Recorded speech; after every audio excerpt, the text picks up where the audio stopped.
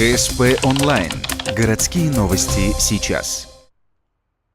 Ухтинке грозит до 5 лет лишения свободы за нападение на сотрудника полиции.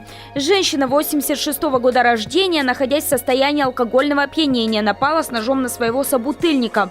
К счастью, рана оказалась не смертельной, но свидетели все равно вызвали по адресу, где все произошло, Ленина, 77, наряд полиции. На предложение мужчин в форме проехать в отделение для разбирательств обвиняемая начала нецензурно высказываться в их адрес. А также применила в отношении одного из сотрудников насилие, не опасное для жизни и здоровья, а именно нанесла удары в область ног сотрудника полиции. Обвиняемая в ходе предварительного расследования полностью, в полном объеме признала свою вину.